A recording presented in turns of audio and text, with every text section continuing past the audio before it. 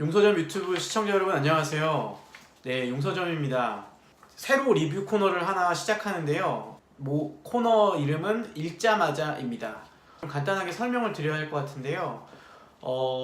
저희가 이제 용서점 공식 리뷰는 한 달에 한 번, 그러니까 이달의 책이라는 그 코너를 만들어서 그 책을 약간 영화 리뷰처럼 눈에 보이듯이 책을 보여주는 컨셉으로 영상을 만들려고 하는데요. 가만히 생각해 보니까 그거는 영화 리뷰에게는 가능한 포맷이라고 생각합니다. 왜냐하면 영화는 편수가 많지 않아서 예를 들어서 뭐 일주일에 한 편씩만 리뷰를 해도 상영되는 영화 중에 괜찮은 영화들은 대체로 다 언급할 수 있다고 생각하거든요. 근데 책은 매체 특성상 그렇게 해가지고는 너무 적은 숫자의 책밖에 리뷰할 수 없게 될 것 같아요. 그래서 제가 생각한 건 뭐냐면 저도 미루지 않고 바로바로 할 수 있는 책을 읽자마자 책을 덮자마자 그때 느끼는 그 생생한 느낌 그리고 생생한 감정 그 책의 어떤 소개하고 싶은 부분들을 찝어서 여러분들에게 보여드리는 조금 B컷 리뷰를 만들면 어떨까라고 생각을 했고요. 그래서 지금 첫 번째 리뷰 영상을 만들고 있습니다. 이런 불필요한 말들은 아마 거의 다 삭제가 되지 않을까 싶고요. 근데 남을 수도 있겠네요. 왜냐면 이거는 약간 거의 편집이 들어가지 않는 영상이라서요. 오프닝의 자막 빼고는 특별히 그 이달의 책 리뷰처럼 영상적인 가미가 되지 않을 예정입니다. 쓸데없는 말로 2분이나 시간을 끌었는데요. 일단 첫 번째 고른 책은 이게 지금 셀카 모드라 반전돼서 나올 텐데요. 정혜신 작가가 쓴 천사들은 우리 옆집에 산다 라는 책을 오늘 방금 이 책을 읽었고 읽자마자 여러분들에게 소개를 하려고 합니다. 이 책은 뭐 이미 아시는 분들도 있을 테고 여기 부제에 보면 나와 있거든요.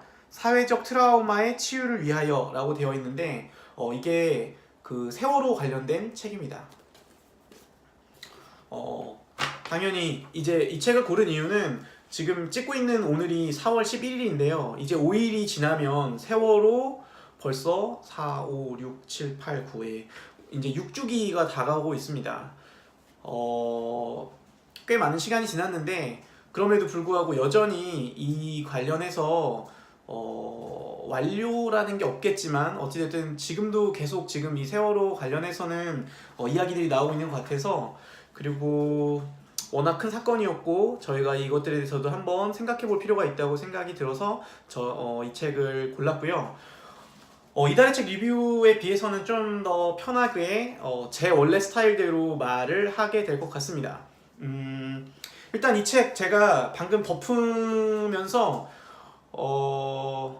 일단 굉장히 마음을 아프게 하고 마음을 울리는 책입니다. 읽다 보면 중간중간에 나오는 뭐 세월호를 다룬 다른 어떤 책들이나 다 그렇겠지만 마음이 울컥하는 장면들이 있습니다. 특별히 그 세월호의 이야기들 구체적으로 들을 때에 그리고 세월호 유가족들이 살아가고 있는 삶의 현실에 대한 얘기를 들을 때에 마음이 좀 먹먹해지는 부분이 사실 많이 있고요. 그렇지만 이 책은 기본적으로는 그런 같이 슬퍼하기 위한 책이라기보다는 그런 슬픔을 딛고 어떻게 일어날 건가에 대한 이야기를 하고 있기 때문에 저는 좀 시간이 꽤 지났지만 벌써 4년이 지났지만 출간된 지 지금도 여전히 좀 읽혀야 할 필요가 있는 책이라는 생각이 듭니다. 네, 이 책은 이건 제가 뭐 완전히 전체적으로 리뷰할 건 아니고 읽자마자 얘기하는 거기 때문에 기본적인 몇 가지만 좀 여러분들에게 같이 이야기하고 싶은데요. 일단 이 책에 부제도 나와 있지만 이 책은 그 외상후 스트레스, PTSD, 그 외상후 스트레스에 대한 기본적인 그러니까 그런 이 정신의학자인 정혜진 선생님이 이 외상후 스트레스에 관한 거를 어떻게 우리가 다뤄야 하는가를 다룬 책이고요. 일단 이 책의 형식은 진은영 시인이 인터뷰 파트너로 등장해서 두 분이 함께 대화를 나누면서 이 관련된 이야기를 이렇게 이 책 안에서 주제들을 다루고 있고 그래서 중간중간에 내용적으로도 그렇지만 시가 꽤 중요한 역할을 합니다. 그래서 대화를 나누는 그 중간중간 챕터 사이에 의미심장한 시들이 위치를 하고 있습니다. 그리고 이 시는 실제로 책의 후반부에 가면 시라는 형식이, 그리고 그 예술, 시를 포함한 또 예술이라는 형식이 이런 외상후 스트레스를, 치유의 과정에 얼마나 중요한지 그렇게 또 사용이 되거든요. 그래서 이 책에서는 진은영 시인이 단순히 그냥 뭐 인터뷰어로서의 역할만이 아니라 실제로 이 책에서 관통하는 핵심적인 주제와도 연관되어 있습니다. 그래서 시인 진은영 님이 여기서 함께 나오고 있고요. 정혜신 선생님은 일단 이 책의 기본적인 배경 맥락은, 이 정혜신 선생님이 그 전에 이제 많이 유명해진 게, 원래는 그 간첩 조작 사건 그 피해자들에 대한 상담을 하셨던 것들이 있고, 근데 이제 우리에게 좀 알려진 거는 쌍용 자동차 그 투쟁하는 분들에 대한 그 상담 치료 했던 와락이라는 프로그램이 있었거든요. 그래서 그건 아마 뉴스를 보신 분들도 좀 접해 보셨을 것 같아요. 그런 연장선에서 이제 세월호가 일어나고 나서, 세월호 사건이 일어나고 바로 직후에 안산으로 이주를 하셔서 안산에 이웃이라는 공간을 만듭니다. 그래서 그 치유 공간인 이웃 안에서 어떻게 이런 사회적 트라우마를 해결하는가, 그 사회적 트라우마를 치유해 가는가라는 그 정인 선생님의 구체적인 삶의 실제적인 내용들이 이 책을 이루고 있습니다. 그래서 일단 저는 이 책의 내용이 일단 대담이라서 굉장히 잘 읽히고, 그 안에서 우리가 배워야 할 부분이 많지만 그냥 한 가지만 좀 여러분과 같이 나누고 싶은 건 뭐냐면 이거예요. 트라우마에 관한, 이 사회적 트라우마에 대해서 우리가 좀 알 필요가 있다라는 거예요. 이 책에도 인용이 나오는데, 지금 한국에서 실제로 자살하는 인구가 1년에 15,000명이라고 합니다. 이런 자살 자체도 이건 사회적인 건 아니면 개인적 트라우마의 어떤 사건이 되는 게, 이 자살한 사람의 친구, 가족 이렇게 포함하면 훨씬 더 많은 사람의 숫자가 매년 발생하는데, 거기에 플러스 뭐가 있냐면 우리나라는 국가폭력에 의한 그런 트라우마를 입은 사람들이 엄청나게 많다라는 거죠. 그러니까 사실 한국이라는 이 나라 안에 트라우마로 인해서 영향받고 있는 사람의 범위가 굉장히 넓다라는 거죠. 근데 우리는 이 트라우마에 대해서 잘 알지 못하고 있다라는 거고, 특별히 여기서 나오는 게, 이제 우리가 잘 모르는 것들 중에 좀 사실 공부해야 된다라는 얘기가 나와요. 이거는 이제 피해자들도, 그러니까 어떤 치유가 필요한 분들도 감정적인 도움만 필요한 게 아니라 이런 것들에 대해서, 트라우마에 대해서 뭔가 지식적으로도 기본적인 걸 공부를 하면 충분히 많은 도움을 받을 수 있는데, 사실 그런 것들이 너무 안 되어 있다는 얘기를 하거든요. 그래서 감정적인 도움만이 아니라 지식적인 도움이 필요하다라고 이야기합니다. 그래서 이 책이 대담의 형식을 가지고 있고, 뭔가 이런 치유에 대한 어떤 따뜻한 이야기를 나눌 것 같지만, 사실은 이 책을 꼼꼼히 읽어보면 이러한 사회적 트라우마의 현실 속에서 우리는 구체적으로 어떻게 해나가야 하는가라는 일종의 용기를 내라 라고 하는 격려의 메시지, 그리고 구체적으로 어떻게 해야 될까를 함께 고민하는 상당히 실제적인 이야기를 다루고 있어요. 저는 사실 지금 이 책이 출간된 지 4년이 지났지만 그 사이에도 또 많은 여러 가지 일들이 있었는데, 과연 우리 사회가 이런 사회적 트라우마에 대해서, 또 개개인이 이런 일들에 대해서 어떻게 잘 배우고 처신하고 있는가에 대해서 사실은 물음표를 찍게 되는 것 같아요.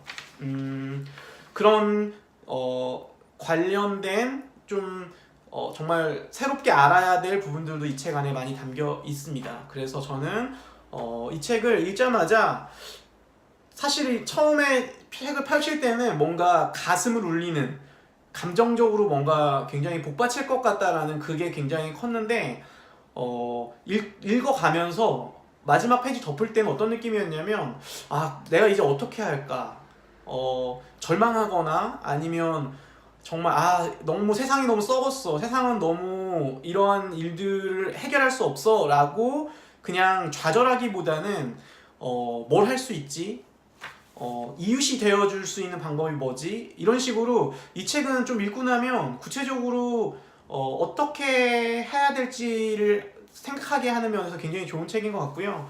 실제로 세월호도 그렇고 여러 가지 이런 고통의 현장 속에 수많은 평범한 사람들이 상처받은 치유자들이라고 하는 그런 전문가가 아닌 일반인 봉사자들이 그 공간에서 치열하게 지금도 함께 살아가고 있거든요.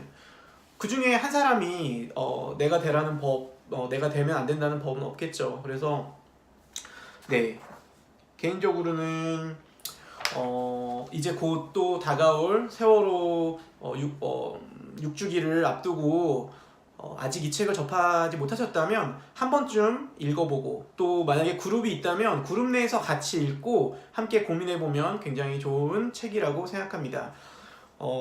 우리가 정말 이런 고통받는 사람이 남이 아니라 내가 될 수도 있는데 우리가 좀 조심해야 된다고 생각하거든요. 2차 가해, 3차 가해가 가해지고 있는데, 거기에 대해서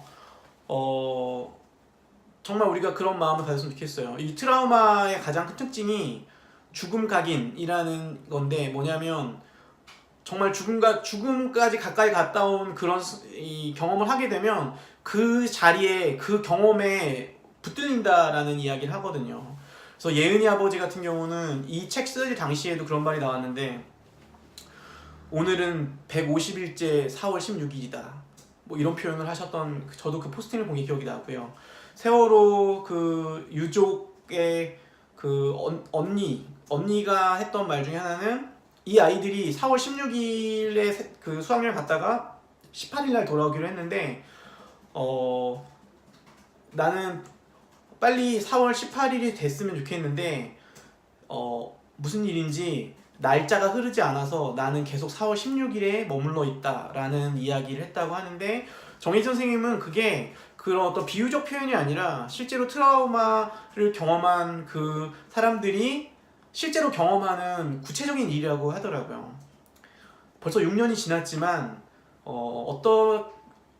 어떻게 보면 여전히 4월 16일을 살아가고 있을 수도 있는 그 힘겨운 시간을 보내고 있는 분들 앞에서 우리가 너무 쉽게 말을 뱉지 않아야겠다는 생각도 해봅니다. 네, 읽자마자 첫 번째 책이었고요. 첫 번째 책부터 좀 너무 제가 무거운 책을 골랐나요? 하지만 이게 우리의 그 4월을 보낼 때에 피해갈 수 없는, 저는 좀 4월이 한국 사람들에게 이제 참 쉬운 달은 아니게 된 것 같아요. 4.3도 있고. 그렇지만 저희가 피한다고 해결되는 건 아니니까요. 저희가 이렇게 좀 필요한 책들도 읽고 단순히 그냥 감정적으로 동의하는 게 아니라 구체적으로 우리의 삶에서 어떻게 살아낼 것인지 함께 고민해 볼 수 있는 그런 책이라서 첫 번째 책으로 골라봤습니다. 네, 이렇게 해서 용서점 읽자마자 리뷰 첫 번째 영상이었고요. 네, 여러분 앞으로도 읽자마자 제가 바로바로 여러분들에게 책을 소개하도록 하겠습니다. 네, 그러면 다음에 또 읽자마자 여러분께 인사드리겠습니다. 감사합니다.